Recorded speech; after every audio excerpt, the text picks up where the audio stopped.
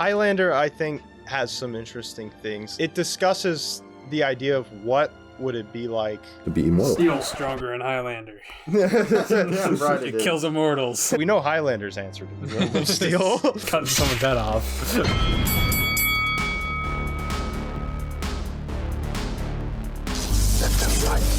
Welcome to Film Fights, where we don't just talk about movies, we make them fight. Today, continuing our 80s action tournament bracket, Conan the Barbarian versus Highlander. However, I got some beef that I have to discuss.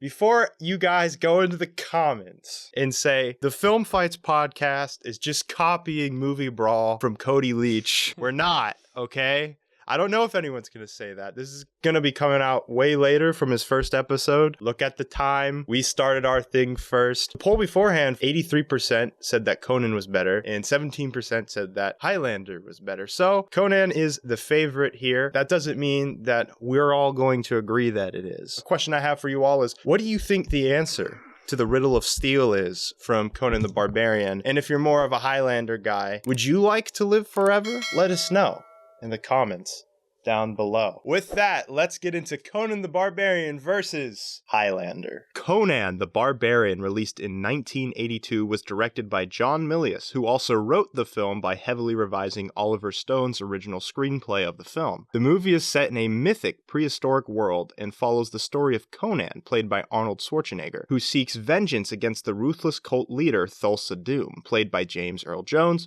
for killing his parents, murdering his entire village, and selling him into slavery. Trained as a gladiator and endowed with formidable strength, Conan navigates a perilous world of sorcery, warriors, and monstrous creatures. His journey is marked by battles, alliances, and the quest for justice, leading to a climactic confrontation with his nemesis. The film is noted for its operatic soundtrack composed by Basil Poledouris and its epic scope, blending sword and sorcery elements with a narrative of power, survival, and revenge. Highlander, released in 1986, was directed by Russell Mulcahy and written by Gregory Wyden, Peter Bellwood, and Larry Ferguson. The movie stars Christopher Lambert as Connor MacLeod, a Scottish Highlander who discovers he is part of a group of immortals who can only die by decapitation. Spanning centuries, the narrative follows MacLeod's journey from the Scottish Highlands in the 16th century to modern-day New York City, where he faces his ultimate enemy, the vicious Kurgan, played by Clancy Brown, in a bid to become the last remaining immortal and claim the prize. The film is known for its unique blend of action, romance, and history, punctuated by an iconic soundtrack featuring the band Queen. Highlander has since become a cult classic, celebrated for its innovative storytelling, atmospheric cinematography,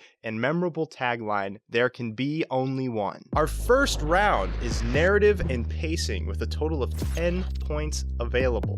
One thing I found kind of interesting is that Conan feels almost like an origin story for the character. It's a linear narrative. It's a very classic epic story that has a pretty decent balance of action and narrative. It does get a little slower in the middle where the action takes a backseat for the story. I don't mind that, but it is something that I do have to mention. Another thing I just want to say, I really appreciate just how tonally consistent it is. You have your occasional elements of goof, like when Arnold just knocks out a camel for like no reason.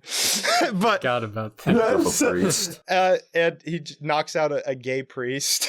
There's stuff like that it's silly, but for the most part, it stays in this fun yet serious tone that is somewhat epic in scale, but also feels like it fits the world that it's set in. If you're just going to watch Conan on like a surface level, I think that it still operates just fine. You get to see Arnold hacking away at snake cult members, and that's a lot of fun. But if you want to dive deeper, you can, and there is a lot of interesting things to find. Overall, I just think it's a fun, solidly paced movie with really climactic battle scenes. The story of how Conan becomes the person he needs to become, I think is really well executed. Sometimes the pacing felt a little off to me. The whole thing where he was disguising as a priest and stuff took a little long, but overall I think it was pretty solid. I still like that scene though. It's actually kind of a funny thing. When I was rewatching it, we were joking during the movie that Arnold did not fit at all. Like this massive guy. No, I was just thinking they're probably like, What does he think he's doing? He's not one of us. Clearly not Does one he of really us. think this is working? Exactly. In the actual movie, there's a scene where they ask Arnold a question, and then he just like shows him like, yeah, this is my snake medallion, and that guard's like, yeah, I'm gonna take that from you, buddy. Why don't you head on in? And that guard immediately just runs off with it. Like, They didn't fall for it at all. They didn't fall for it at and all. Conan's like, oh, I'm the silver-tongued devil. They have no idea. That is like this funny attention to detail that you keep seeing this guard like walking towards Thulsa Doom in the background with his snake medallion that he got from Arnold. But I can agree with you a little bit that the pacing in that drags just a tad even for the standard. One more thing I wanted to mention. I thought the narrative was a little weird sometimes. Like, I feel like the fact they had to save some king's daughter to get the Thulsa Doom felt a little out of place. Not that out of place because it is a fantasy setting, but it felt like a quest, a D&D campaign, which I mean is fine, but it's just as a means to get to the main villain. I feel like they could have figured something out a little better maybe. I initially had the same problem that you did. It introduces Thulsa Doom at the beginning, but then like now he's got to go off on this side quest to save the daughter. I think what ties it in is that he was always looking for revenge on Thulsa Doom. He got a little bit carried away in the success of things, and there's a great line from the narration. Success can test one's mettle as surely as the strongest adversary. Basically, this guy's like, I'm willing to pay you whatever to get my daughter back. Valerius like, hey, we can just stay here. We have enough money now. We don't need to. I've never been more happy. And it's a great one-take scene. And you just see Arnold pull up that snake medallion and he chooses revenge. There's scenes throughout it again where they're like, hey, we're just here to save the king's daughter, Arnold. Right, Arnold? We're not here for revenge. And he just keeps sharpening his sword like, We kill Thulsa Doom another day.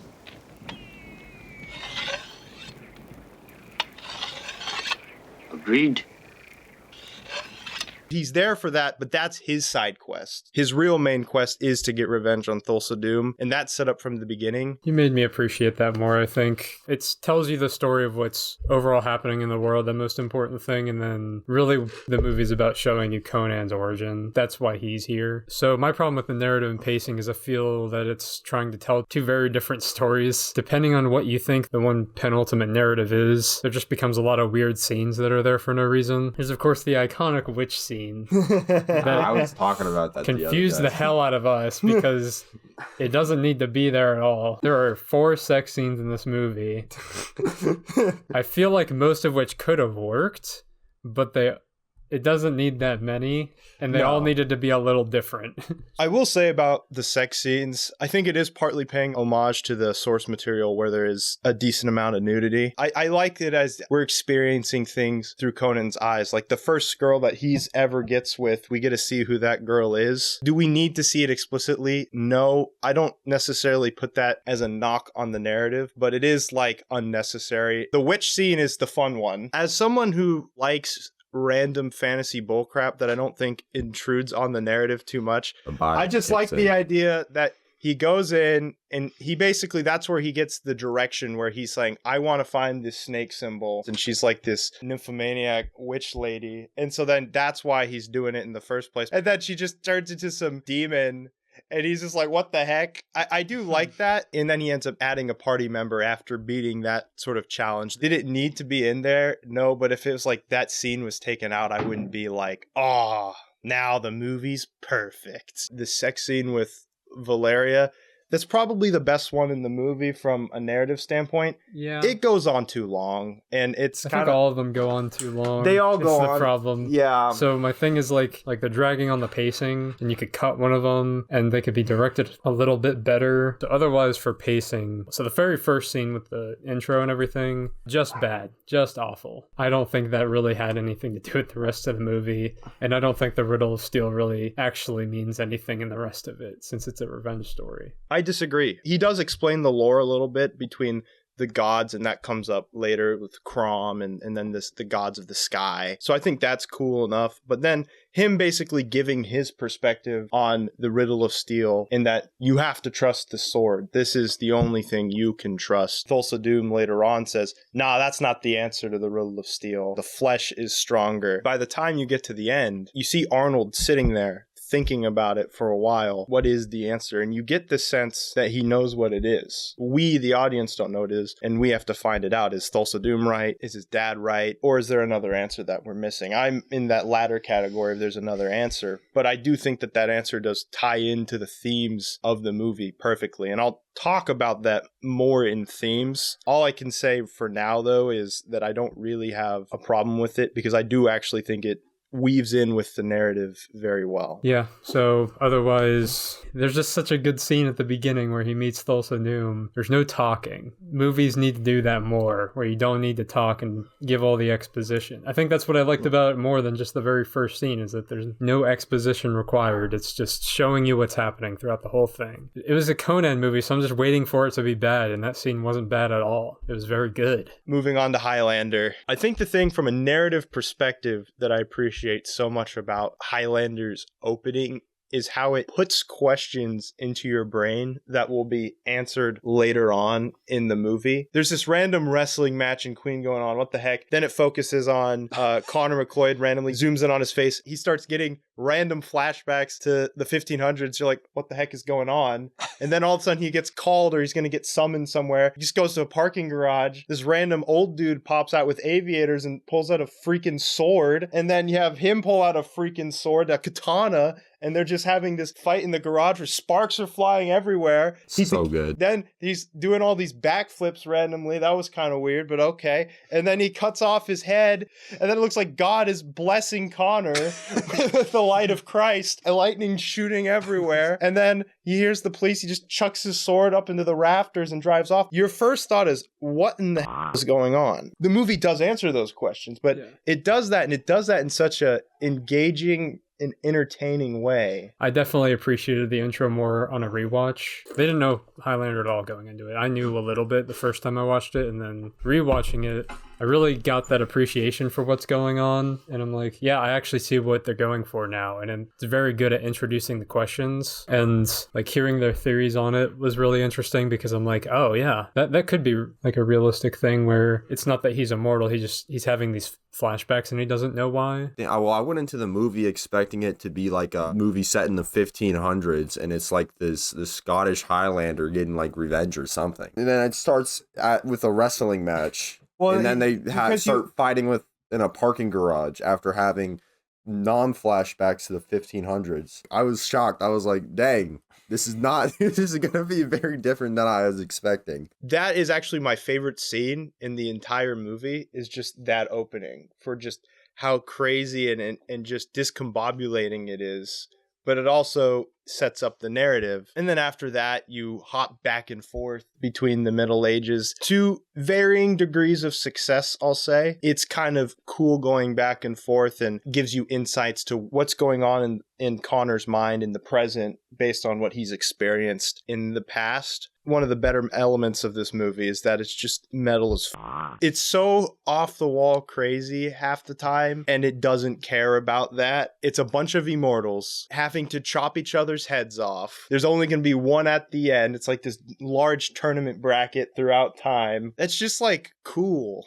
and so you have to give creativity to Highlander. That's a cool premise. I'm going to say this because I know Hunter doesn't necessarily agree with me. I actually really liked the swapping between the 1500s and the 80s. I actually thought that was pretty cool. Felt actually pretty invested in both timelines. And then, like you said, it's just really, really metal. It's very entertaining. It's goofy, but like, you know, it fits the tone of the movie though, so it's fine. Originally, I did think maybe at the start, the flashing back and forth was happening too often. I don't usually like that, but what I realized was that it was mirroring what's happening in the past to what's happening in the future. So him getting defeated by the Kurgan in the past mirrors him getting like taken over by the police in the future. He's still a warrior at heart, and he sees that as an embarrassing defeat where he's ashamed. And so usually it's trying to mirror what's happening there at the beginning, is why they try to pick and choose those scenes from the past and put them next to the ones in the future. So I guess I'll get into some of my criticisms then. I agree that's sometimes the case. It doesn't feel like that every time. time. I feel like sometimes when they flash back to the past, it kind of connects to what's going on in the future, but it also kind of doesn't. But there are good times like that.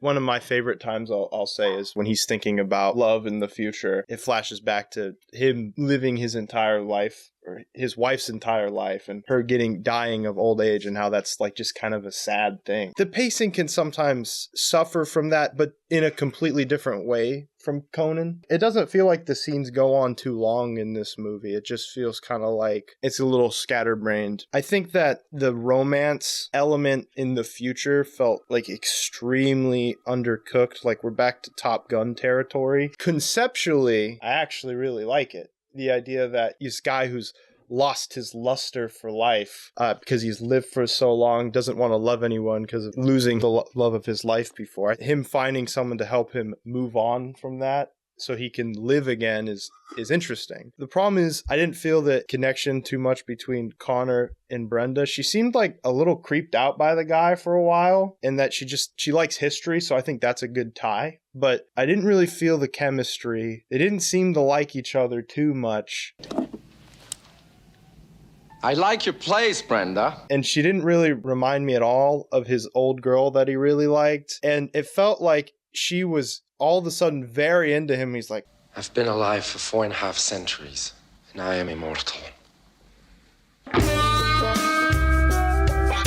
And then all of the sudden she's like, well, let's have sex. That's the coolest thing I've ever heard. It felt more like they were rushing to the finish line so that when the Kurgan kidnaps her, they can have some sort of like, oh, well, now it's a high stakes bout because I've kidnapped your girl. I don't necessarily think it needed that. And if it did need that, dude, you literally like just slept with this random girl last night. You know, it's not that deep. One thing I wanted to say, where the hell were the cops in that movie? They're in the beginning, and then the Who is Kurgan. this Snash guy? Kurgan is literally just murdering everybody and like just causing like chaos, beheading people in the street, To be fighting fair, he gets away pretty fighting quick. retired Marines, and like he's going on like 200 miles per hour with this grandma's Yeah, stolen he's too car, fast. and then the Get him. cops are just nowhere to be seen. Well, the funny thing is that the cops do have like a presence kind of early on in the movie, and then they just disappear forever. They're just gone. They're way more interested in Nash. They're like, I don't know what's going on, but we don't want to get decapitated, so we're just gonna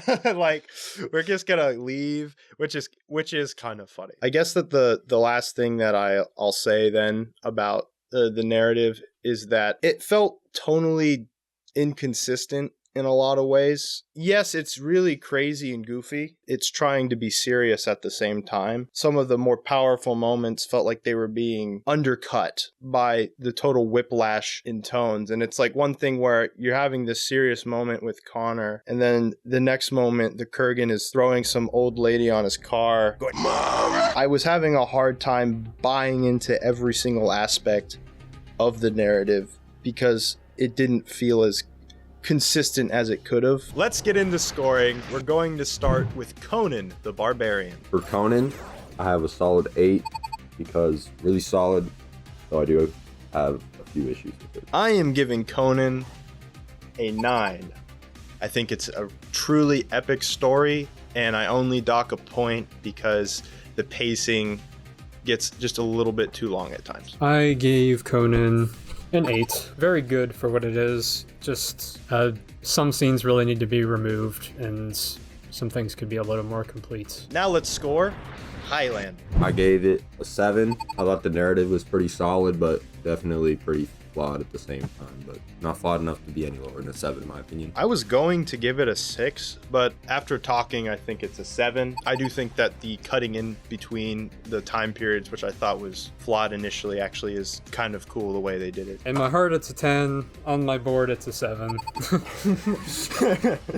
It could be better. There was pacing and tonal issues, but it does some really good things that I think are worth a lot of credit, really. For round 2, we have characters in acting, which is worth a total of 5 points. As I was thinking about both of these movies, I think that there's some interesting comparisons. One is very surface level. They both have weird European accents that they kind of have to try to tone down for the movie. I do think both of them, especially in this movie, do really good acting with their face. So when they're not talking, it's pretty good. Exactly. I actually 100% agree with that. Real quick, jumping to Highlander. Christopher Lambert's eyes feel so soulful. And he's got a death stare for sure. What I find interesting is that Conan is a mortal man that has reached the peak echelon of human physicality. Christopher Lambert he looks just kind of like a normal dude you'd see walking down the street. But what makes that cool is he's like the opposite. He's this immortal special being. And so it's kind of interesting comparing Conan to Connor McLeod. I think Conan, what makes him interesting is the story. He's a very passive character throughout the first third, I would say. After he's lost everything, he doesn't know where he's going to go. These dogs are chasing him. He falls into a mountain. He finds this sword, finds something that's his for the first time. And then immediately the thing he does is cut the chains, symbolically putting him as more of an active character in the story. And he also kills all those wolves because then he covers himself in the wolf's pet. He's no longer running away. He's running towards Thulsa Doom. And I think he's a character that I wouldn't consider particularly deep, similar to Dutch in Predator, also played by Arnold. The story is what crafts him. The adversity he faces is what forges him as a person. I don't necessarily think of him as this extremely deep character, but an extremely cool character that gets to grow throughout the story. Conan's pretty good. He's characterized very well. Got a great character arc. Arnold's performance actually carries that character very well. He doesn't talk a lot. It's a very good thing. Sometimes when he talks, it's not that great, but fewer times than some other movies. He is better than he was in Commando. Let off some steam, Bennett. Moving on to some of the side characters in Conan, they're all pretty stereotypical. The Subotai, he's kind of like the buddy character, fits the class of the archer, if you would. And then you have the strong female character. You have your wizard. But what I like about it so much is that I feel like it takes those pretty standard archetypes to their best extent. They fit the mold very well. They're not subversions of those characters. They are those characters, but I really like Valeria. She's fierce. She loves Conan. Their relationship, you can really feel how much they like each other and how much she specifically likes Conan. I gotta say something about Valeria because usually what happens in a lot of these movies, especially what still happens today, is your female lead. They're strong at the beginning, but the resolution to them is still getting captured and then getting saved by the male. Valeria is just really strong in this. She has her own goals by the beginning of it. She's a thief. And then she's like, oh, you guys are thieves too? All right, well, let's join up. I don't know that she's the better warrior than Conan, but she has the more impressive feats. She was lagging behind them, and we're like, oh, we know where this is going. Person lags behind to get captured.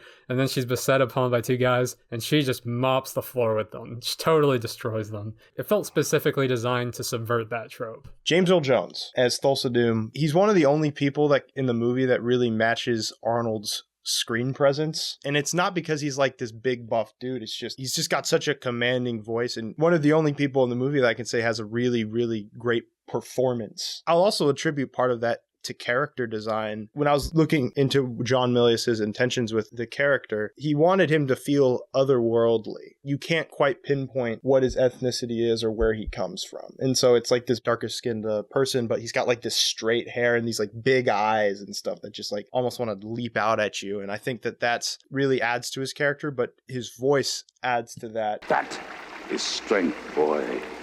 That is power.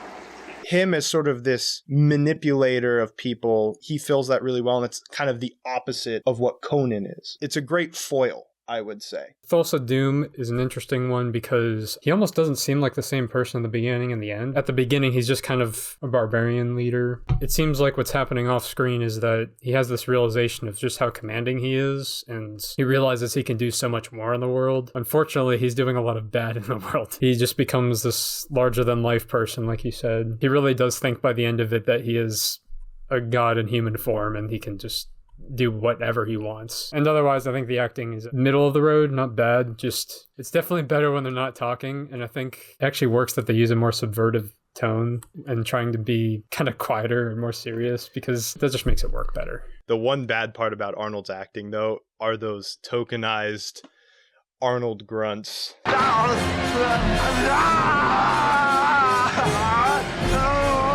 But what I appreciate is John Milius. So he got this script from Oliver Stone. He had to revise it, but he knew Arnold was going to be in the movie. And Arnold is not really acted at all at this point. And he's like, I am going to write a story around Arnold's limitations, which is just smart. And so it makes, by proxy, Arnold's performance seem better. And then having James Earl Jones as a character who talks a lot, who's the best performer, is also really good. Other than that, the performances are okay. And I think they barely fit the movie enough where I'm going to be like, all right, I'll give you a pass, Conan. Well, I actually really like the characters in this movie. So, like, Valeria and Conan and Thulsa Doom are all really solid characters. Subatai's cool, too. They should have done more with him, by the way. Let's move on to Highlander's characters. Your main players are Connor McLeod, Ramirez, Heather, his second wife in the past, and Brenda. And then, of course, the presence that is the Kurgan. They all offer something cool except for Brenda. So I think Brenda's got that Top Gun type character. she's got the Charlie Blackwood energy going for her. But when it comes to the protagonist, on paper, I actually like a lot of what they do with him. He wants to be a regular dude. He wants that family life. He would be very content with that. And when he realizes he has to live forever, it just like sucks. And the soulful eyes that he gives perfectly captures that pain of what it would be like to be a mortal. Acting wise, his delivery is okay. Sometimes it's better than others. I do like how he has this accent that can't quite be picked out, and it makes sense because he's lived for so long. You talk funny, Nash. Where are you from? Lots of different places. When you're in the 80s, but when you hop back to the olden times, it's like, that is not a Scottish accent. But what's funny is when you get to like Sean Connery, he's this Egyptian hailing from Spain with a Japanese katana with a Scottish accent. No, yeah, that's what everyone says about the movie on their first time. They're like, oh, that was insane. A really good character that really stood out to me was Sean Connery's character. Ramirez.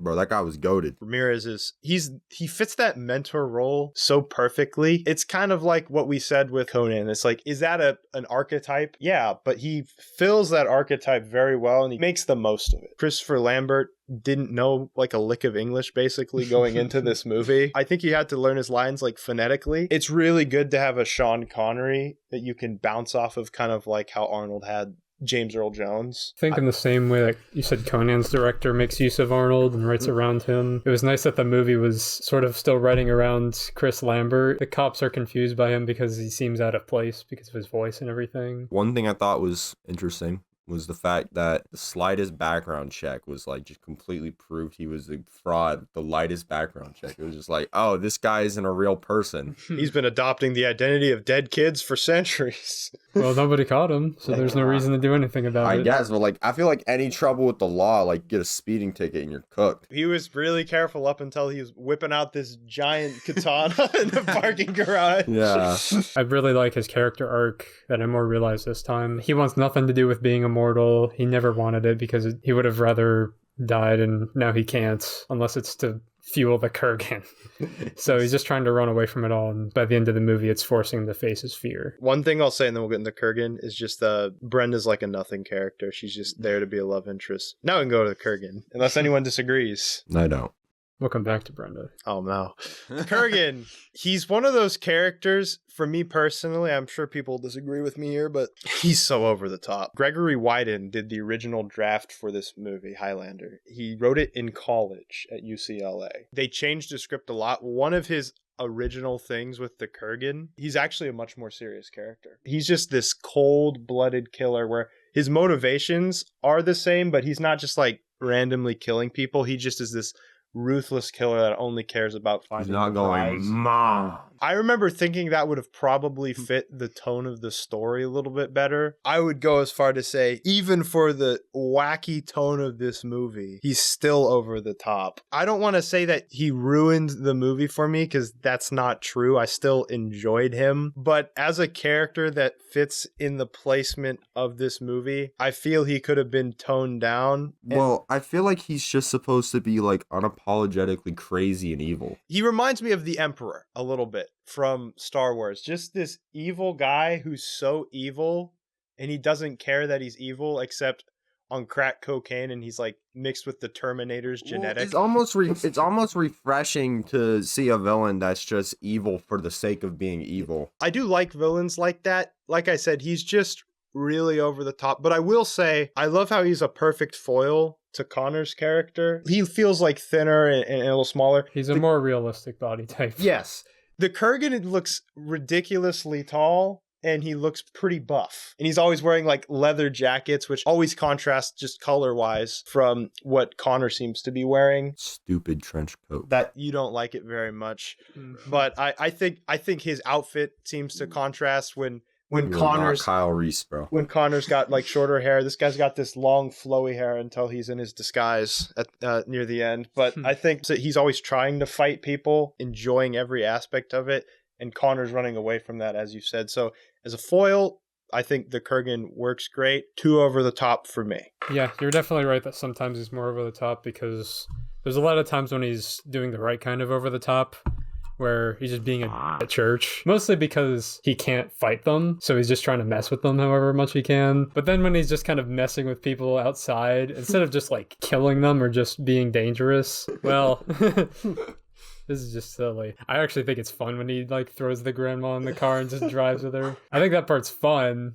It's just that there's silly things about it. It's one of those things where, like, if we weren't scoring these movies, like, I would be like, oh, that's pretty awesome and lit. So, did you already talk about Rachel, how you liked that? Or I just like that concept. That was pretty cool. Character. It's a cool idea. She's got a very small role, but she fills that role perfectly as a character. And I like how she goes from, like, that type of daughter role to, like, more of a mother role for Connor. And I liked their dynamic a lot. And I like how you get to see where he met her in World War II. So that's just cool. She probably should have been the female lead, not in a romance way, just in should have been more scenes with her. After his original chick died, I didn't even think there needed to be any more romance in the movie. Like I said, conceptually, I think it's fine for him to be able to move on and find his love of life through finding new love and moving on. I don't think Roxanne Hart did a bad job in the role. It's just they didn't write anything for her character. I'm not here to convince you that she was actually the best character, that she's actually a lot more solidly done than you might think, because it builds up how she was a historian. Her real passion in her life's work is finding out more about history. And then this guy is history, basically. Pretty much. He's someone who he's living history.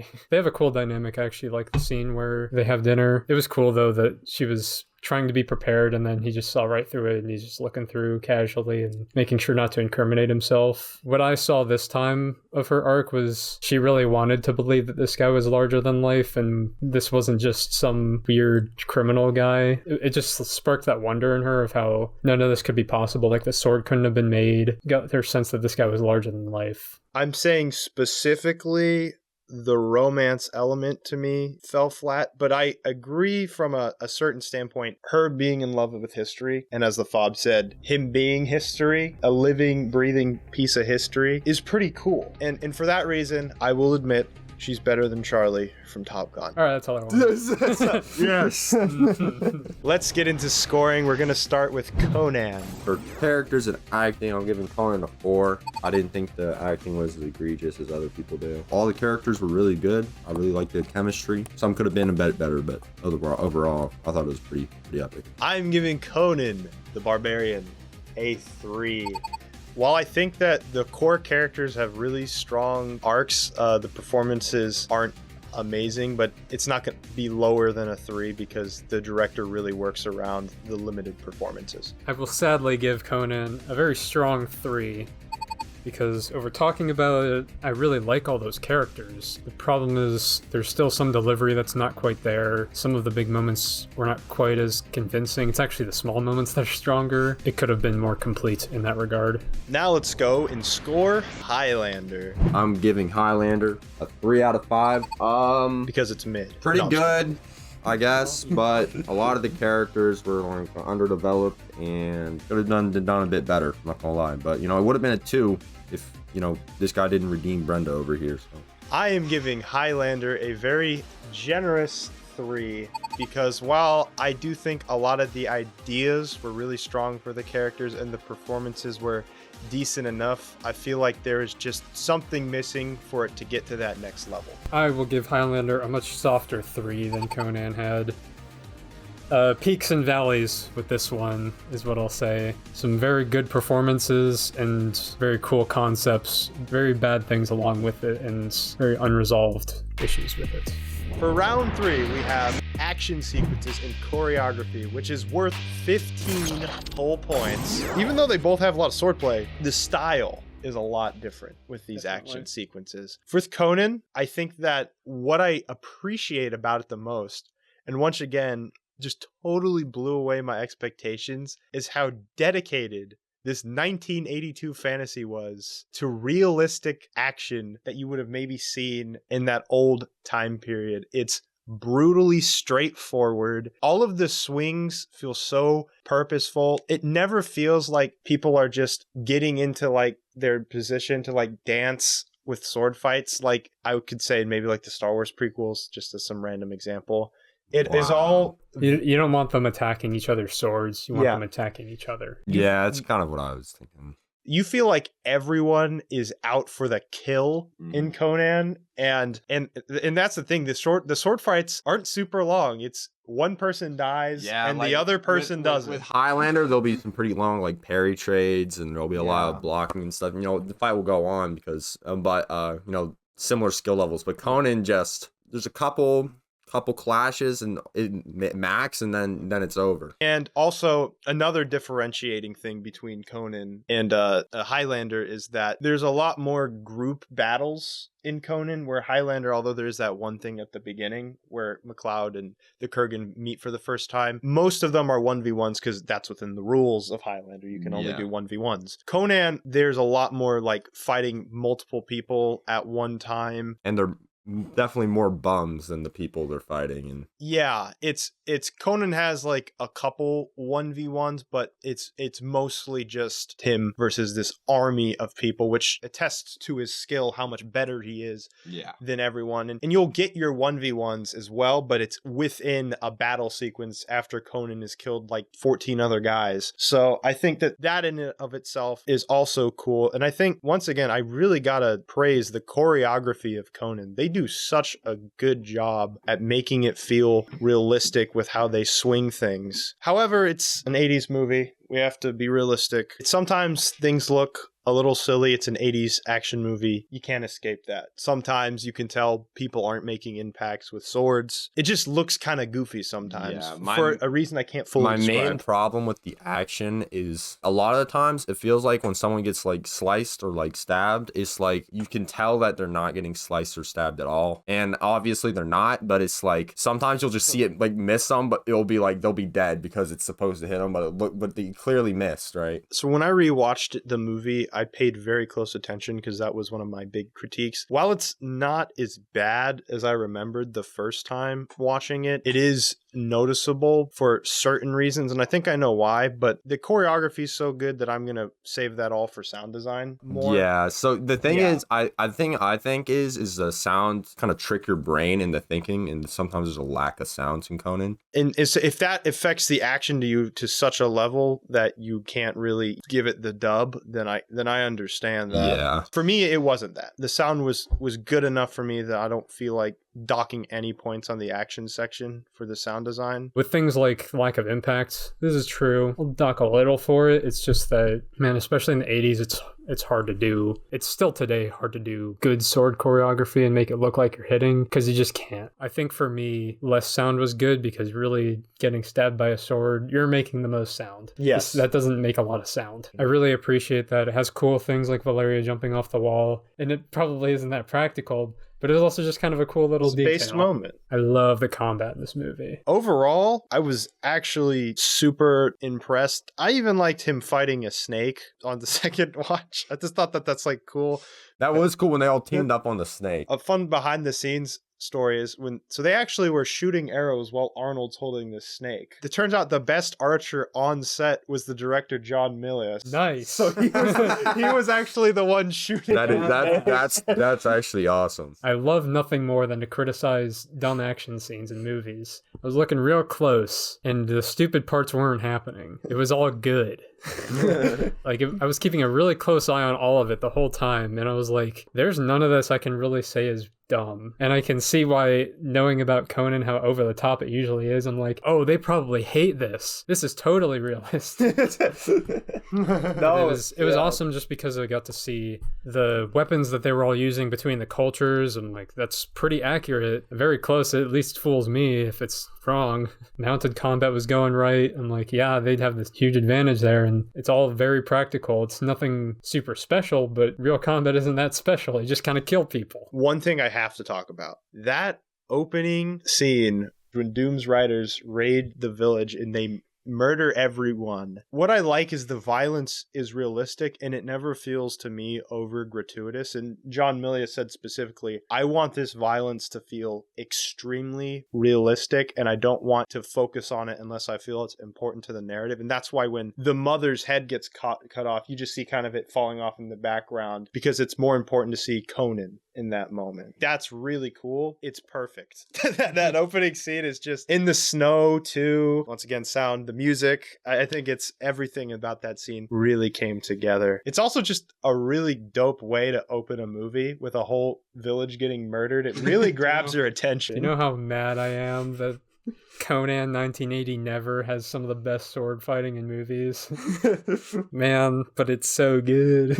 It was so fun to watch. Other than my minor complaint, everything else is great. The first scene was really good, post narration, with the fighting, and like Kyle was saying, it felt like they were trying to hit each other and not trying to hit each other's swords. You know what I'm saying? Like, you can tell, especially if you've seen sword fighting, you can tell. So I thought it was pretty good. Moving on to Highlander's action. Can I start? Go ahead, Kyle. I really want to Take it set away. the precedent. It'll be quick. Immediately, what we have to establish is that this is a different kind of movie. Yes. There are bad parts. It's just that what really, really needs to be established is that McCurgan and McLeod and Ramirez are probably all better sword fighters than everybody else in Conan. Yes. I think they are probably the better sword fighters. Yeah. So what's happening is that these are specifically sword duels, and it does change things because Conan is really good because it's down to earth and practical and ugly. Then things become a lot more straightforward and practical, whereas in Highlander now, when you're fighting someone who's as good as you, things change. So Yeah, it's not that they're attacking each other's swords that's good, it's that now you need to get that sword out of the way or it's going to kill you. Yeah, so now it's a lot of like parry trading to get the sword out of the way, and it's a lot of like So they're much better, the more proficient sword longer fighters. fights. Exactly. That's why the fights are longer. Yeah. And things like that. That's all I really want. Those are more around the same skill level. If you thought I was actually going to come in here and just take a big fat dump on Highlander's action, not the case. The more I've really just taken in the action in Highlander, the more I've thought about it, the more I'm like, it's kind of cool. It's pretty sweet. It's So pretty awesome. awesome, And just conceptually, it's awesome. But now that we're past the conceptual. I think if we're going to get unrealistic, Yes. this is the way movies should do it. Make it really cool. Yes. And I mean, and this is part of the reason why Blade, it's not 1v1. Blade's not realistic at all. It's not. But it's fun. It is ridiculous. It's but so cool. But I love Blade. Most of the over the topness though comes more from the special effects department than anything else. Well, but I did mean to say this when you guys were... Yeah. I don't know if we'll get into this more in action or special effects, but you guys were talking about how like everything sparks. Whether you like it or hate it, I think, yeah, they're supernatural. That's meant to symbolize they're putting their key in the blade and then it's slashing at them and there's a bunch of like energy going into it.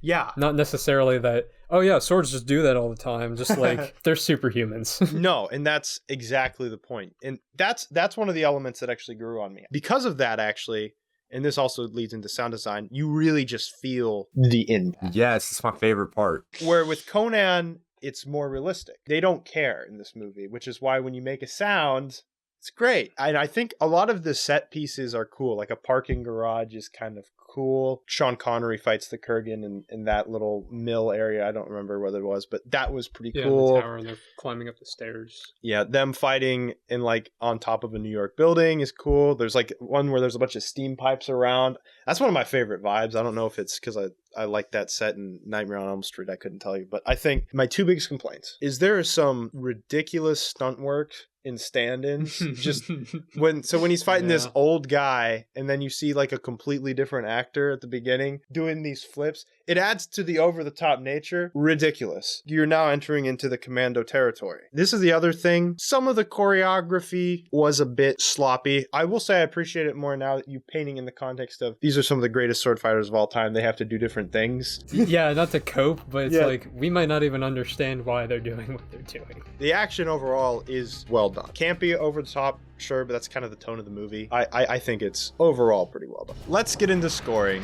We're going to start with Conan the Barbarian. All right, for Conan, we're giving it a pretty good 13 for action. I had a few flaws with it, but most of that goes into sound design, to be honest. Everything else is pretty epic, so I'm gonna give it a 13 out of 15. I am giving Conan a 14 out of 15. No, it was pretty close to being a 15 for me, but Kyle did point out the fact that there's a couple silly moments, and I gotta acknowledge that. But really well done, realistic, gritty sword fighting. And I will give Conan a very strong 14 because of my immense respect and admiration for the practicality of the fights and just how entertaining that was to watch.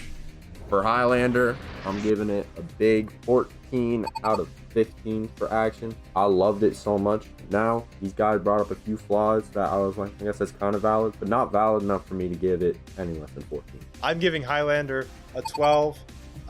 Despite it being a little too over top for me, I think it was a great fun time, and there was a lot of hype, spectacle appeal. I am giving Highlander 13 for the complete opposite reasons that I gave Conan a high score.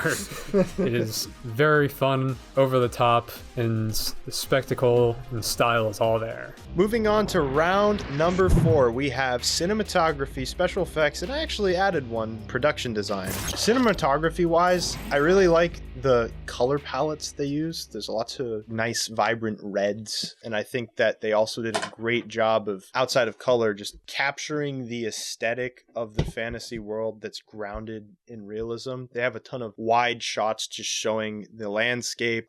Production design wise, they have like cool like castle towns that they show off. Kyle mentioned this in the action, but the attention to detail with the swords, the weapons, everything there is just super top-notch stuff. And even when they exaggerated, as you said, with like the giant hammer. Yeah, the hammers were the only ones where I was like, no. It's still cool. I still like it. A warhammer. I think it's pretty epic. It's an actual weapon. So. I think my real favorite part, though, about Conan when it comes to cinematography is just how purposeful the framing is. I don't talk about framing as much, but the way that they imply importance to a particular bunch of shots, really well done. I mentioned this already, but when he cuts the chain, the way that everything follows the rule of thirds, the way everything is done is so perfect.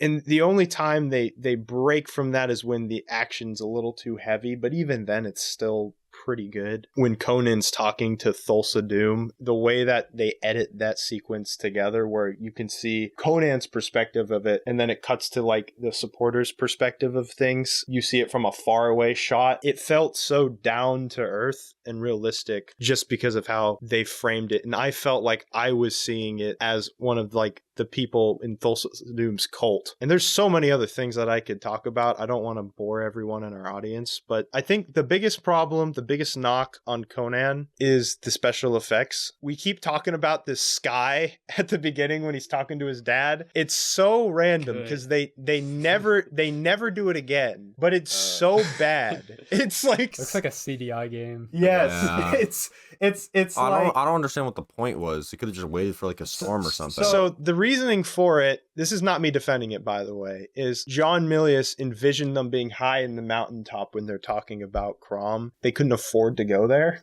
That was the one time they relied on special effects, specifically backgrounds. That's the only time they really did that for setting. I was really getting Raiders of the Lost Ark vibes from when he was getting revived with the voodoo or whatever, the like hand-drawn ghosts. And while it does look cool, it doesn't really hold up. You know what I'm saying? No, it does not. It doesn't hold up at all. I don't think any of the special effects in either of these movies really hold up. No. This goes for both Highlander and Conan, what I'm about to say. Well, I can commend the creativity on display with them drawing these demons and these like electrical like beings in both Highlander and then in Conan. It doesn't look good when they do it. It does not hold up. That is the one thing that immediately takes me out of the movie in Conan and just instantly transports me back into the 80s where verisimilitude just gets completely shattered. The one that I also think is worth pointing out is when Valeria is really shiny. I was wondering if you were going to get to this. Honestly, Oh, brother. CDI game-esque. yes.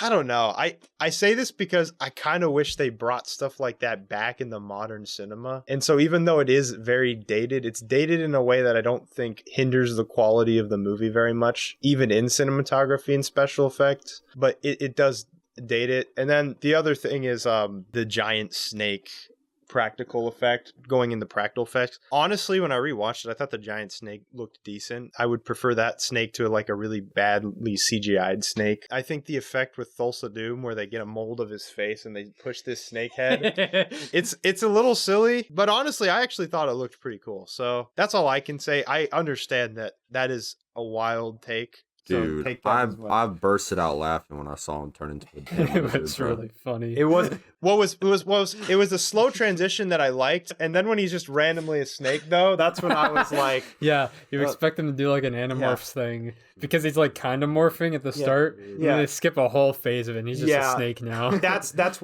like I said, the build up was great, too hard but to skip then it. other than that thing though, like I don't really have a problem. Those things are little things that just take you out of it, and that you just can't escape in the 80s, but they are noticeable. You have to point them out. You have to dock points. I will say, though, I think the editing in Conan is really good. The way they edit sequences together are super well done. I love the way they let things breathe. Like, the editor doesn't make himself known. John Milius has a lot of long takes in this movie that I really like, that you don't see as much in these 80s movies. I very much appreciated it. I'm not a historian, not a history expert, so I don't know if things representing the different cultures are exactly accurate, but I think the big point for set design is that it is very convincing, and I can tell the inspiration is there. It's making it a more complete product by doing that. Yeah, I was gonna say that goes a little bit into like world building. Takes a lot of inspiration from the real world, but it is a fantasy world, so the sets really do kind of immerse you in the fantasy world. So it's pretty good world building just off the sets alone. So special effects, most of them are bad. Green screen at the beginning sucks. It's horrible. It ruins it for me. I do want to say on the designs of the demons that were taking him upon revival, those are good designs. I actually like those. The problem is how you implement that into live action. One fun fact I have to say is apparently when Arnold was laying there, he actually fell asleep. Because he said it was the first time he was comfortable during the entire shooting. He's wrapped up in a blanket and stuff. I mean, hey, good opportunity. And then it looks more realistic. It really looks like you're dead because you're knocked out. That's all I got, though. Beautiful shots in the movie, though. Yeah. All right. I agree. Let's go to Highlander. You wanted to open that I one do up. want to talk about Highlander. Looking at your categories, I noticed weapon design. The weapon design in Highlander is so dope, bro. So you have this like almost like cutlass type thing at the beginning. Yeah, saber at the beginning of the movie with the Maul, the old dude. That looked so cool. Something about the Japanese sword Connor was using, it looked so cool. The hilt and the handle was like stood out to me more than regular katanas would. And also, not to mention Kurgan's sword. I liked Kurgan's sword. It's so sweet. I don't know how practical the hilt was, like the weird spikes out of the hilt. But it fits his personality so well, even still. That part is practical. The putting it together is not. While it is completely absurd that he's putting it together, I do like that it like mimics like an assassin from like those type of movies where he's got his case and he's like putting it the together. Sniper rifle together. Like, yeah, it's exactly like that, but they're doing it with a sword. Completely ridiculous, but it does add a little bit to the cool vibe. So I do got to point that out.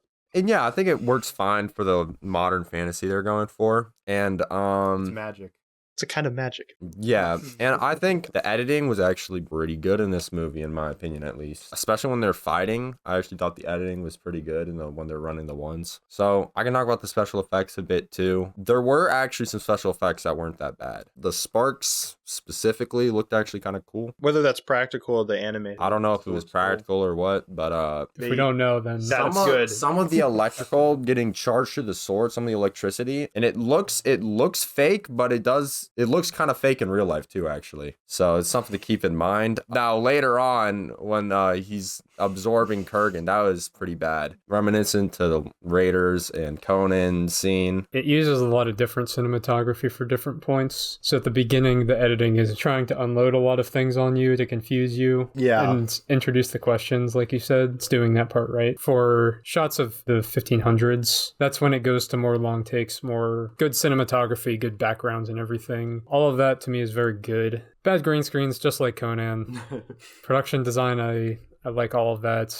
His room, like his house, that looks amazing. Oh, I know, bro. I wish I had an apartment like that. It's got all this stuff he's collected throughout history. That's sick. Things. It's so cool. Oh yeah, I also wanted to touch up on the decapitations. Bro, those look good. Those look good. Those just look good. Like you swung the sword, see their head fly off.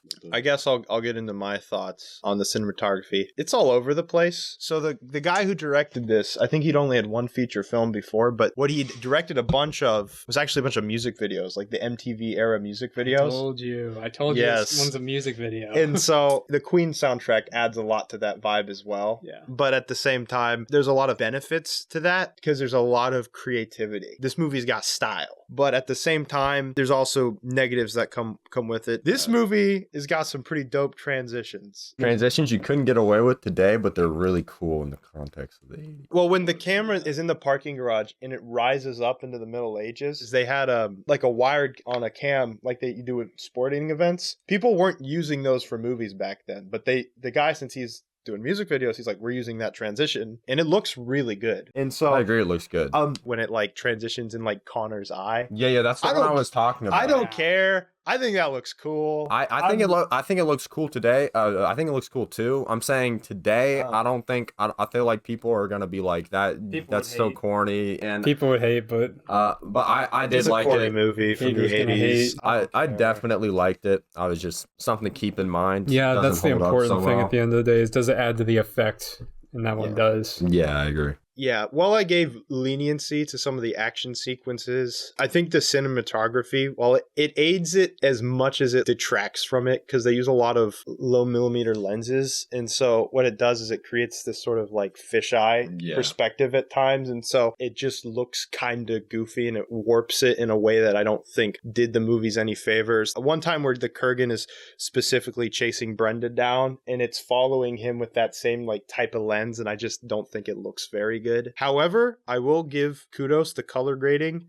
It's got like that real like harsh shadow 80s style, comic book style, which fits the tone of the movie. So did a good job. As Kyle mentioned earlier, when they're back in the past, they generally stay away from the MTV-isms that they did with 80s, which makes more sense. So I conceptually, I do think it's cool. My favorite shot is when he's training with Sean Connery and it's like doing that wide sweeping shot on the mountain. That is some fantasy bull crap if I've ever seen one. And I love it. I like all the sets too. Sets are good for different reasons than Conan. But speaking of the sets, I really liked the set where Sean Connery was fighting Clancy Brown's Kurgan, the tower. Yeah, that was awesome. Fire. That was, and it's also was just like a nice visual of him standing on top of it. Yeah, it was funny because I was watching. I was like, that cannot be stable. Then like a second later, it falls. Okay. You remember that scene I complained about in Raiders where it has that stupid, horrible looking background of night, stormy sky? Yeah, this was that, but good. Yes.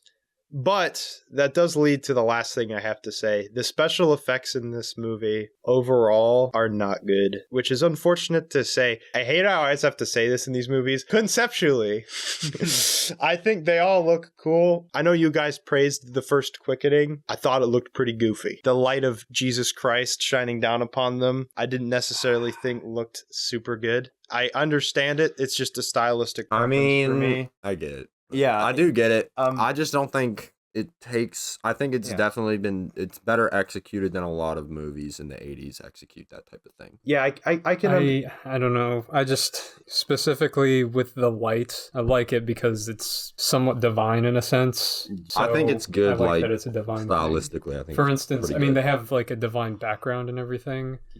Ignore anything you know about the rest of the movies. It is a divine presence that's giving them the powers. That's why they can't fight on holy ground. So, of course... I get it, I just think it looks goofy. And I get that too. But even worse than that is a lot of the special effects, specifically at the end. Well, I really appreciate how they went all in, kind of like with Raiders. At least this time they were not afraid to show you. Yeah, they went bonkers off the wall. It's creative. You got the music blasting. I honestly probably liked that scene more than the first quickening, but it looks really bad. You can see he's being hung by a wire, and they're trying to animate the lightning by the wires. I'm not taking any points off from that because I didn't notice the wire. I did, unfortunately. That didn't look good. The scene where they're falling for like a while through the building looked pretty goofy. My favorite framing shot in the entire movie is when the Kurgan is standing on top of that tower after he decapitated Ramirez. Decapitated Leonardo. After he decapitated Ramirez and he's standing on there and there's lightning in the back. I love that shot, but there's like a clear green screen background. But it's not to be fair, it's not nearly as bad as the one in Conan. If I have to dock points, though, I'm gonna have to dock points there as well. That alone wouldn't be like, oh no, this is terrible. But I do have to point out these things. That being said, though, this movie has a lot of style, a lot of creativity. And if you like those lightning effects, which honestly, it's like, I like them, I just don't think they look good. Like, you could still watch this movie and have a great time and appreciate how wacky it is. I just don't think it always comes together. Let's get to scoring. We're going to start with Conan the Barbarian. For cinematography, I gave Conan a 6. While I really liked the weapon design and the set design, I feel like the special effects brought it down, and I feel like the fights could have been framed to make it look like the hits were really, actually hitting the people a little bit better. I am giving Conan the Barbarian a 7. Bad effects aside, this would maybe be a 9 or a 10 for me from an 80s action standard perspective. Unfortunately, bad special effects are abundant, and it docks the movie 3 points. I will give Conan a 7 for cinematography, special effects, and set design. Very, very good things. A lot good in this movie with set design and some great shots of cinematography. It's unfortunate that some of the bad cinematography and special effects are really key points in the movie.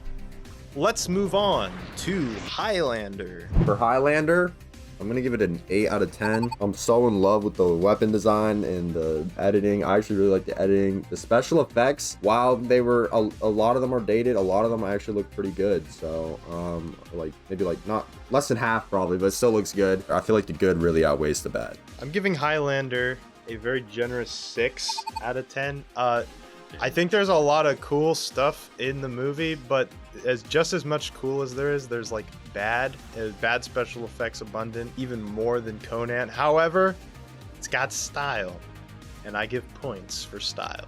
I'm giving Highlander 7 style points because that's most of what it has. I could not rate it higher than Conan. Round number 5, we have music and sound effects, which is worth 5 points. I got something to say about Conan. I got generational beef with Conan over this. All right, he's ready. All right, Conan, one of my main problems with the entire movie is how much I cannot stand the lack of special effects for when people are getting hit. Sound effects, I mean. And I get it. It's trying to be grounded and realistic, but even modern movies will add more impact than Conan did. And modern movies are going to have more sound, so you can tell when someone's like getting their throat slit or getting cut in half or whatever. It's kind of realistic, but I feel like I wanted more squelch, you know what I'm saying? So my rebuttal, while I still kind of agree with you, John Milius's intention was to be as realistic as possible. So when you stab someone, it's really not gonna make like that much of a sound. That person's voice would make the most sound. And that's what the movie does. They're always screaming when they get stabbed, and you see the blood.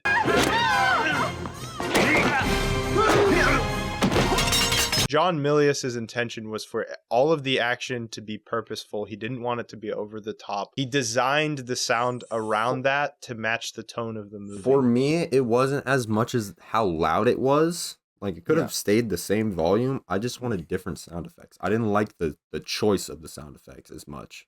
Yeah, and I understand that because we've all been very conditioned to hear that type of stuff when we're watching a movie, when someone gets stabbed. So my beef with the sound effects, unfortunately, I don't think John Milius is able to fully realize his vision because it's got the 80s crunch in every other sound effect except impact.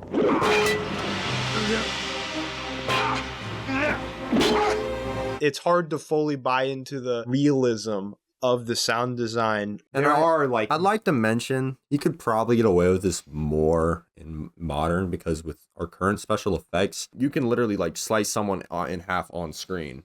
Like you can just do it and they're like with the sword and they'll topple over. Yeah. So it's like very obvious that you're hitting them because you are hitting them because of how CGI works. You can just CGI it. You can't really do that in the 80s, so I will give him a lot of lenience there. One thing I really want to talk about Conan is the soundtrack. The soundtrack is really good, very impressive. Basically all bangers, if we're being honest.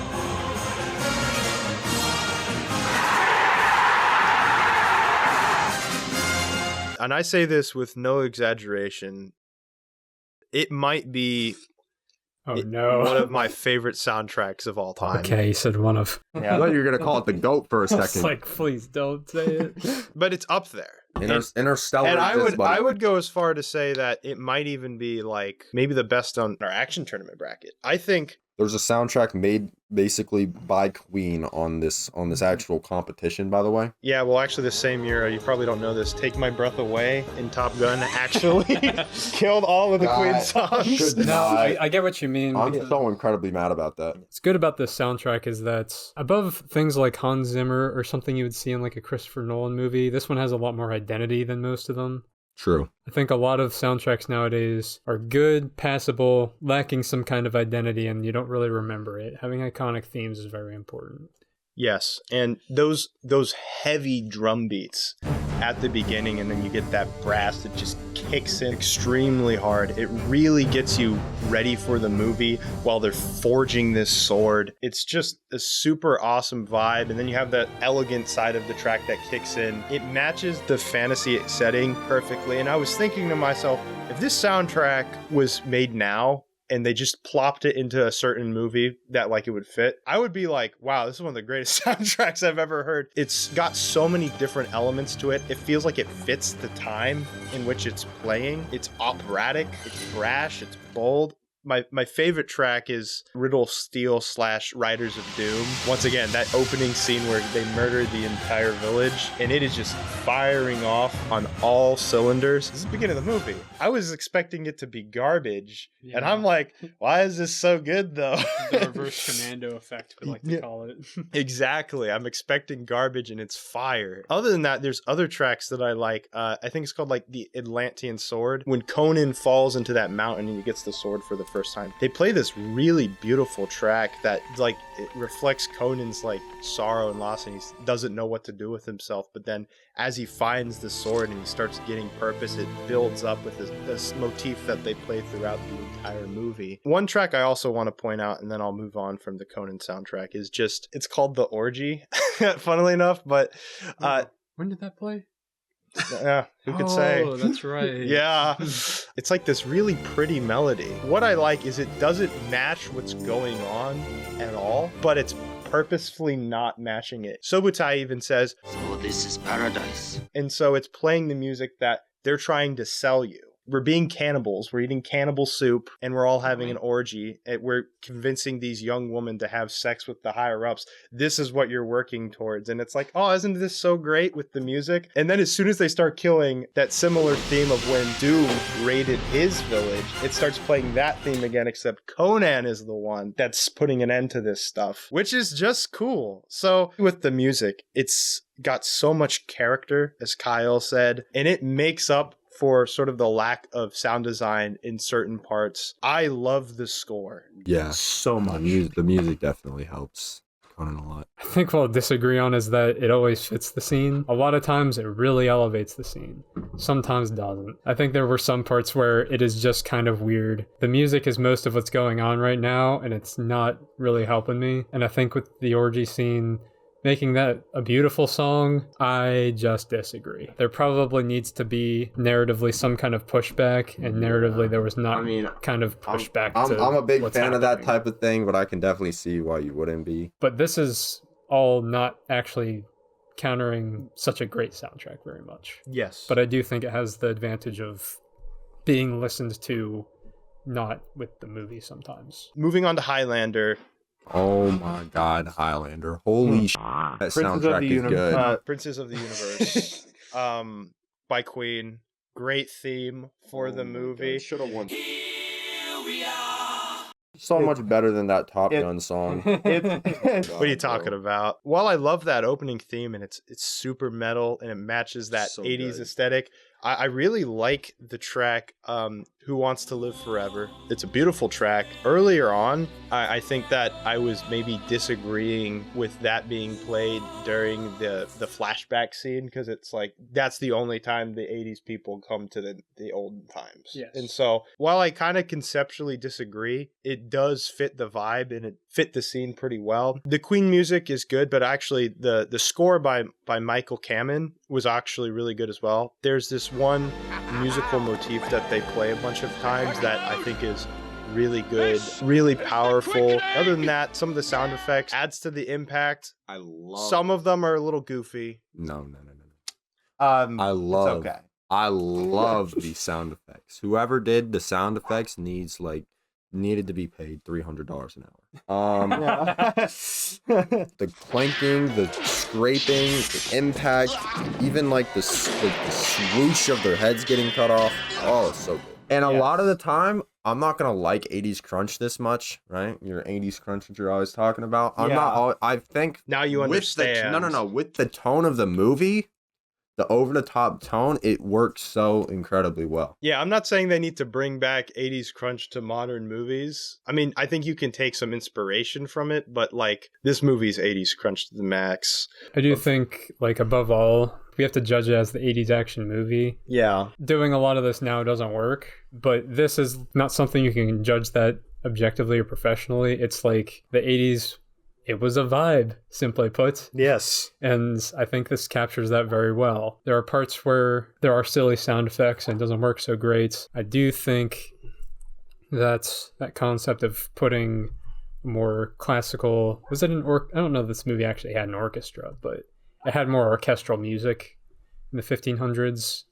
And then it has Queen's 80s style soundtrack. Like you said, I actually like them, for one instance, putting it in the 1500s. That is a time where the music is it complies with that scene very well. I'm a little mixed on it just because I kind of like it, but I'm also a little mixed on it just because it's like, where I'd be like, oh, that's a great AMV. It's a cool edit, but I don't know how well it fits. It's not going to like ruin my enjoyment of the film. Just trying to be critical. I guess that's one thing that came to mind, but that's me trying to be critical. And one more thing I want to add about the sound effects, it kind of goes back to what Kyle said about them being superhuman. Like the super loud impacts of when they hit you. I feel like that kind of adds into like the superhuman aspect, like just like in the comic book aspect too, where it's just like they're so strong, they're literally just creating like like shockwaves of sound, just like when they hit anything, right? Overall, I do think it is well done, both sound effects wise, soundtrack wise. I don't think it's necessarily the best soundtrack in this bracket, and I don't necessarily think it's the best sound design in this bracket, but they're both super solid around the board, where it's like obviously Conan the soundtrack is better than the sound effects, so I think they're both solid. Let's get to scoring. We're going to start with Conan the Barbarian. All right, so for Conan sound effects and music, I'm gonna give it a 4 out of 5. Just to put this in perspective, if the soundtrack was just mediocre, this probably would have gotten a 2. So keep that in mind. I'm on the exact same page as my dear brother here. Conan gets a 4. The soundtrack most definitely carries. If this was anything less than like maybe one of the greatest movie soundtracks of all time, 2 or 3 range is what we're looking at. Soundtrack saves. I gave Conan a 4 for music and sound across the board. A very good soundtrack, helped elevate a lot of the moments. That and sound design, there were parts where it could be cleaned up.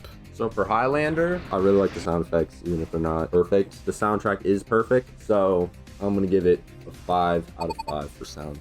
I'm giving Highlander a 4. I mostly agree with the fob. The soundtrack is above solid and the sound effects are above solid. I question the implementation at times, but never enough that I'm going to like go below a 4. I will give Highlander a 4 for music and sound.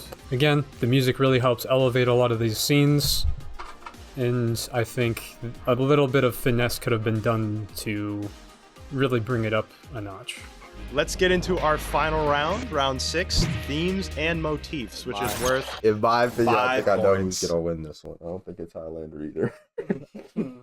Well, there are some There things are in themes, Highlander. there are themes. That's not. There are themes. Let's Let's not- discuss. Let's talk about it. I think Conan is super thematically strong. That scene where they're crafting this sword at the beginning, forging this sword, it is giving you a hint as to what the answer to the riddle of steel is. At least what I think the answer to the riddle of steel is. While they're forging this sword, they're getting rid of the impurities,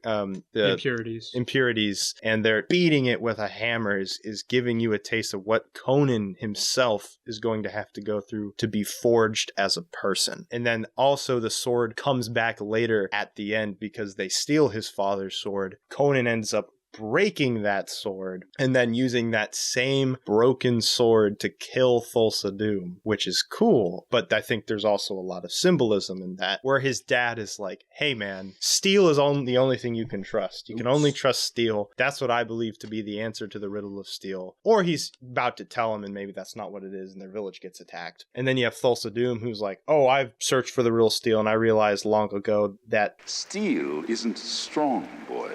Flesh is stronger. being able to manipulate, being able to control, that's where the true power lies. You think about organizations and stuff where you can get a lot of people behind you. That is power. And Conan breaks steel, broke your own dad's sword. But then he uses that broken sword to destroy the flesh, destroy an entire organization. That influence is gone. They all just put their torches in the water and leave. It's like that scene in Forrest Gump when he's running and he just stops running. He's like, what? That's it? That's why? Oh, my bad.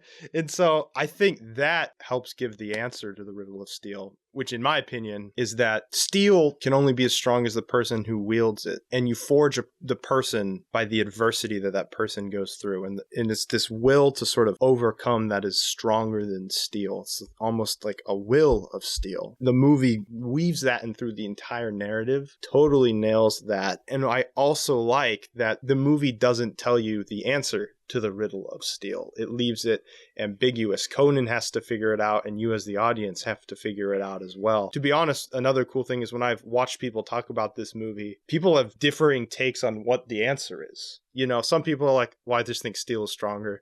Some people are like, well, Thulsa Doom's right. You know, it is flesh. And then other people have that third option. I think that it's cool that you can discuss and debate and just look at the items that the movie presents you and come to your own conclusions. Outside of the riddle of steel, I'll say that there's other things going on as well. You know, you got the concept that these people at the top are trying to indoctrinate people with the ideas of a higher purpose. And that can be religious in nature, but you can also think about other just cults. Even if the theme isn't particular, like, you know, if you're like Christian, you might not like the theme there, but even if the theme isn't positive, that doesn't mean it's a bad theme, because the more important thing about the theme for me is that it's what the director envisioned. It's what the director believes in. Well, and the director wasn't even envisioning Christians necessarily. He was actually envisioning hippies. The hippies. In terms of, I was gonna say that cult is very demonic. Yeah. And so even if the themes aren't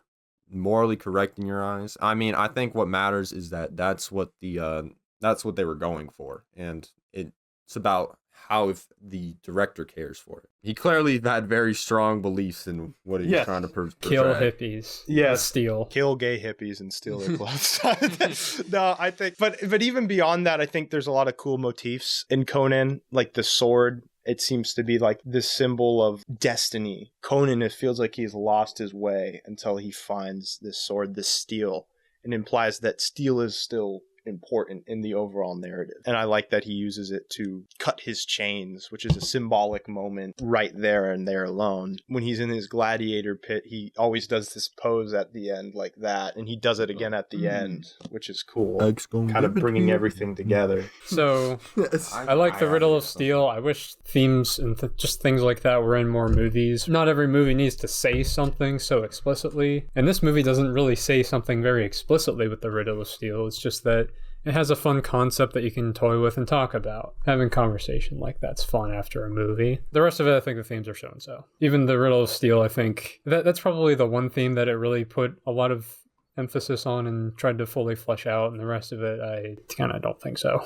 I think there's some things that maybe the cult could symbolize, but I don't think it's actually saying a lot about what drives people to join a cult like that, or what's really driving them to support Thulsa Doom. Well, they don't show it too much explicitly, but in my opinion, I kind of see like what Hunter was saying with the orgy, you know, that's kind of like paradise.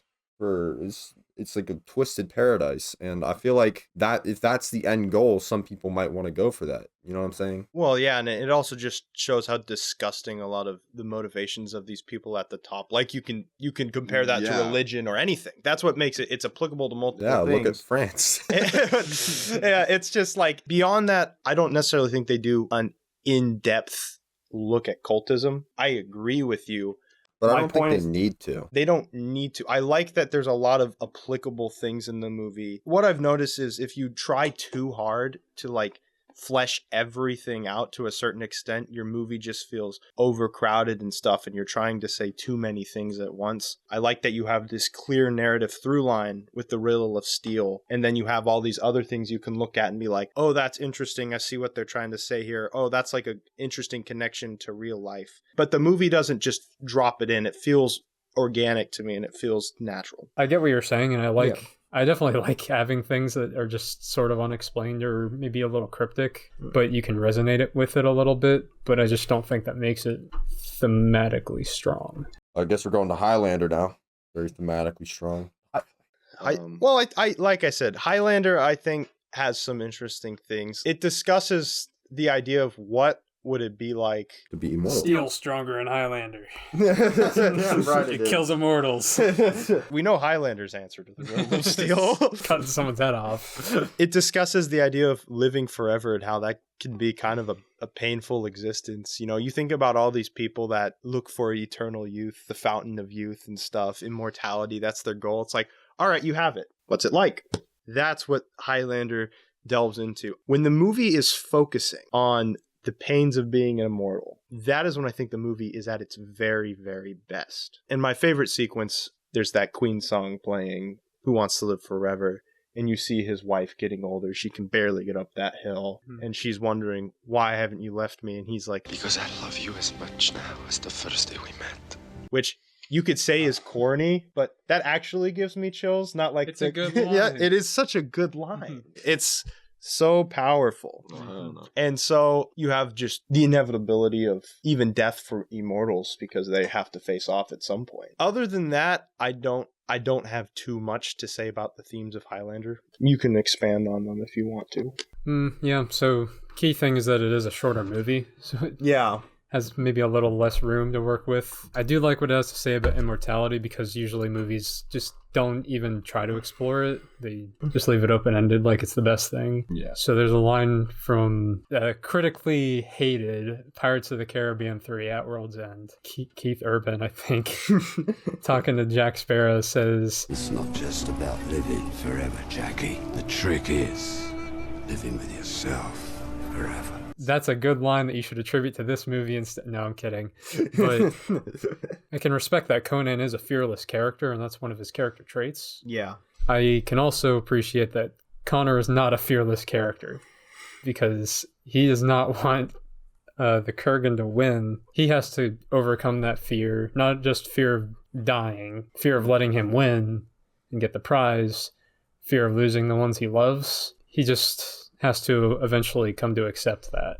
Yeah. And it's when he's able to come to accept that he's finally able to beat him. I also think it's interesting how he doesn't want to be immortal, but he also doesn't really want to like die. He never really got his chance to live a full normal life. Yeah, so he doesn't want to be immortal, but he doesn't want to die. Like he wants to probably grow old, right? Like if he really wanted to die, he could cut his own head off somehow. He could find a way. Guillotine or something, but Yeah, I was thinking he must have been real scared during the French Revolution. They're doing what? I think that's all good stuff.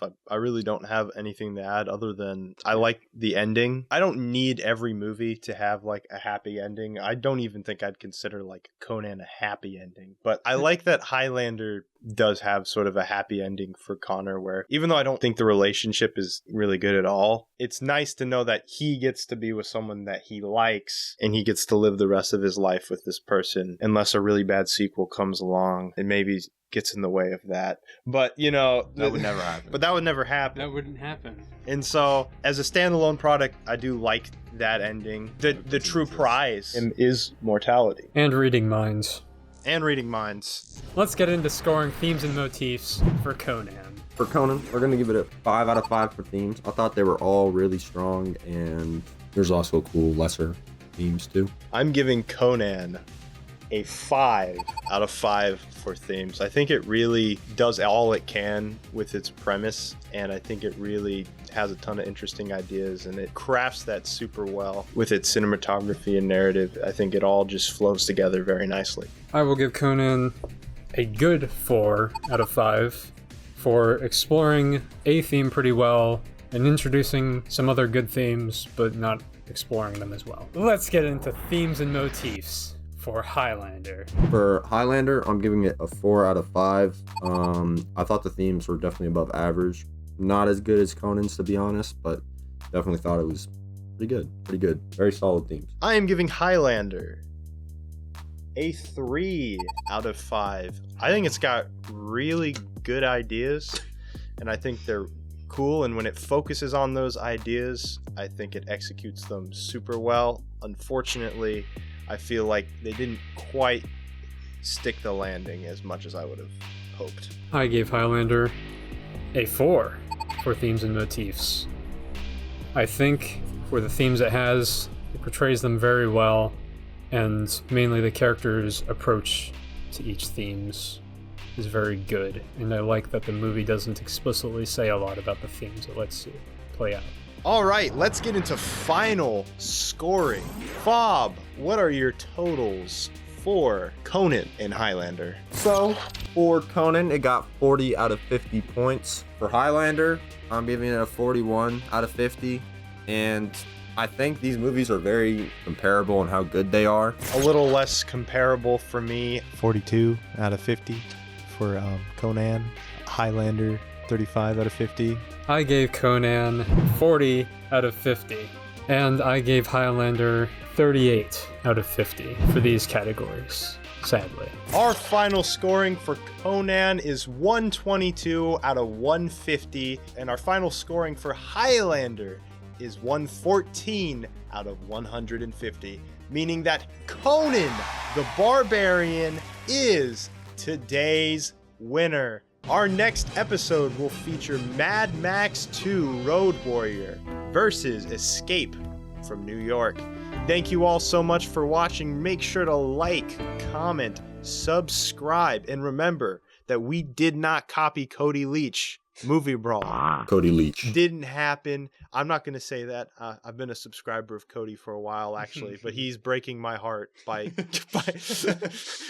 he's going to steal all our views. I was joking. Cody would have made Highlander win. You're welcome on the podcast. Come on the podcast, Cody. We'd love to have you. Thank you all so much for watching, and we will see you later.